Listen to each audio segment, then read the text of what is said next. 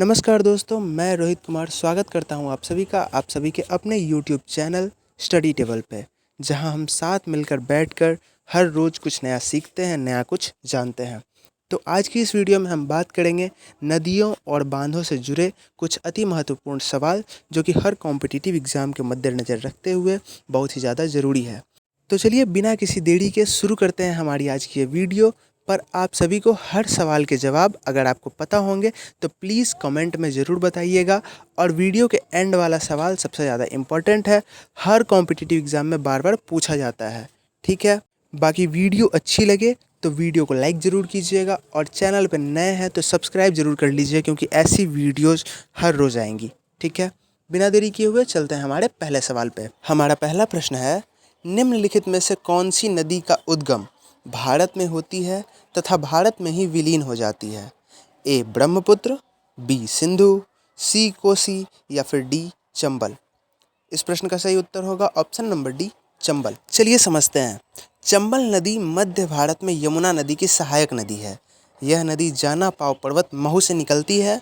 चंबल, कावेरी, यमुना, सिंधु, पहुज, भड़ेह के पास पचनंदा में उत्तर प्रदेश राज्य में भिंड और इटावा जिले के सीमा पर शामिल 5 नदियों का संगम जो है वहाँ समाप्त हो जाता है। इसीलिए हमारा ऑप्शन नंबर डी चंबल बिल्कुल सही जवाब हो जाएगा।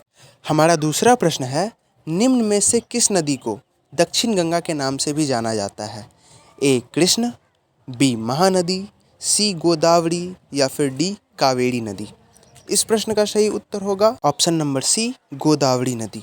तो चलिए इसे एक्सप्लेन करते हैं। गोदावरी नदी दक्षिण भारत की एक प्रमुख नदी है। यह नदी दूसरी प्रायद्वीपीय नदियों में से सबसे बड़ी है। इसे दक्षिण गंगा भी कहा जाता है।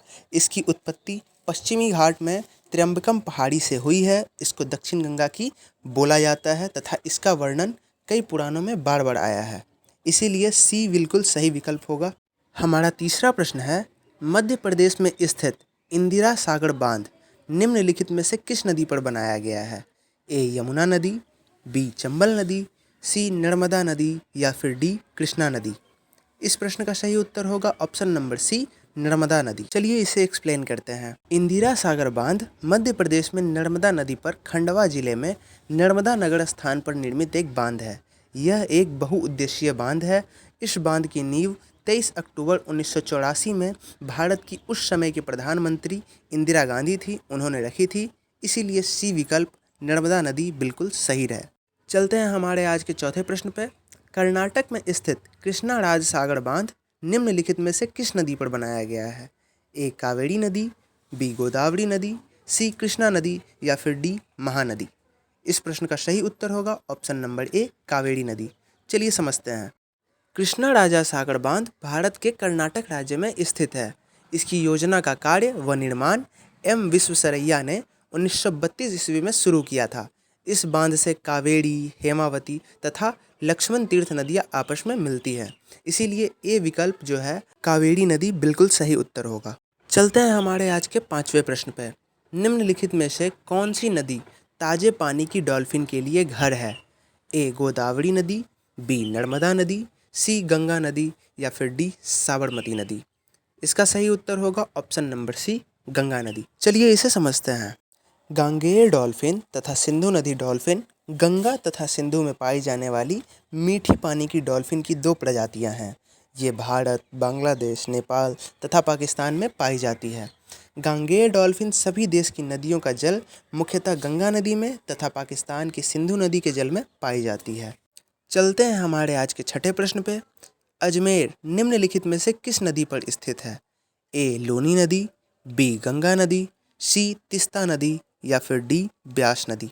सही उत्तर होगा ऑप्शन नंबर ए लूनी नदी। चलिए जानते हैं। अजमेर शहर भारतीय राज्य राजस्थान का एक जिला है। यह अरावली पर्वतमाला के पर्वतीय क्षेत्र में बसा हुआ है, जिसके दक्षिण पश्चिम में लूनी नदी व पूर्वी हिस्से में बनास की सहायक नदियां बहती है। इसीलिए ए लूनी नदी बिल्कुल सही विकल्प हो जाएगा। चलते हैं हमारे अगले प्रश्न की ओर। हमारा 7वां प्रश्न है, आइजोल निम्नलिखित में से किस नदी के तट पर स्थित है? ए मेघना नदी, बी तलवांग नदी, सी हुआंगहो नदी या फिर डी इरावदी नदी। सही उत्तर होगा ऑप्शन नंबर बी तलावंग नदी। आइजोल हमारे भारत के मिजोरम राज्य की राजधानी है। यह तलावंग नदी घाटी के पश्चिम में तथा तुइरियल नदी घाटी के पूर्व में स्थित है।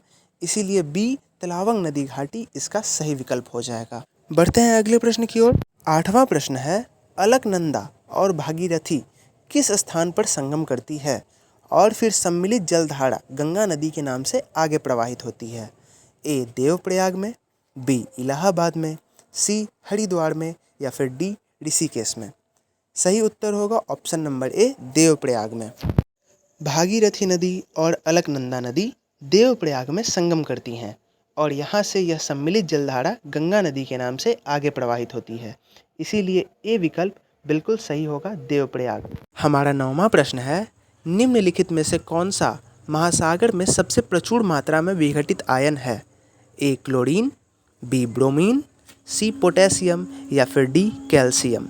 सही उत्तर होगा ऑप्शन नंबर ए क्लोरीन। चलिए इसको समझते हैं। महासागर के जल के लवण में प्रमुख लवणों की औसत मात्रा इस प्रकार पाई जाती है।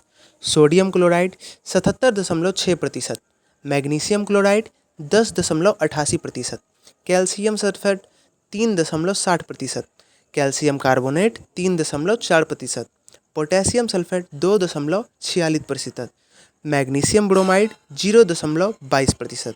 इसीलिए ए विकल्प हमारा जो है सोडियम क्लोराइड अर्थात क्लोरीन आयन जो है वो सबसे ज़्यादा महासागर के लवण में प्रमुख लवण है।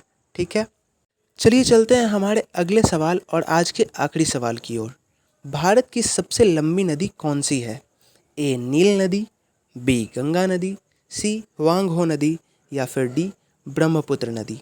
तो इस प्रश्न का जवाब लगभग हम सभी को पता है, ऑप्शन नंबर बी गंगा नदी हमारे भारत की सबसे लंबी नदी है। हमारी गंगा नदी की कुल लंबाई 2525 किलोमीटर अर्थात 1569 मील है। नए निष्कर्षों के अनुसार ब्रह्मपुत्र की कुल लंबाई 3848 किलोमीटर है। पहले की लंबाई 2900 किलोमीटर थी, अर्थात ब्रह्मपुत्र नदी गंगा नदी से भी बड़ी है। लेकिन यहाँ सवाल है कि भारत की सबसे लंबी नदी का बात है तो इसीलिए गंगा नदी होगा, क्योंकि ब्रह्मपुत्र नदी भारत के भीतर केवल 916 किलोमीटर की दूरी पर ही बहती है। इसीलिए बी विकल्प हमारा गंगा नदी बिल्कुल सही जवाब हो जाएगा। तो इसी प्रश्न के साथ हमारी आज की ये वीडियो समाप्त होती है। बाकी वीडियो अच्छी लगी हो तो लाइक ज़रूर कीजिएगा, क्योंकि आपके एक लाइक से हमें बहुत ज़्यादा मोटिवेशन मिलता है। और चैनल को सब्सक्राइब ज़रूर कर लीजिए, क्योंकि अगर आप किसी भी कॉम्पिटिटिव एग्ज़ाम की तैयारी करते हैं तो ये चैनल आपके लिए बहुत ज़्यादा ज़रूरी होने वाला है। ठीक है, मिलते हैं अगली वीडियो में। उम्मीद करते हैं आप सभी स्वस्थ होंगे, अच्छे होंगे और तैयारी करते रहिए, ज़रूर सफल होंगे। धन्यवाद। और आप सभी को एक और बात बतानी थी, आप सभी को धन्यवाद बोलना था कि आप सभी के सहयोग से हम लोगों ने बहुत ही कम समय में 6000 से ज़्यादा की यूट्यूब फैमिली पूरी कर ली है। तो इतना प्यार दिखाने के लिए बहुत ज़्यादा धन्यवाद और ऐसे ही सपोर्ट करते रहिए और हर रोज़ वीडियो देखते रहिए।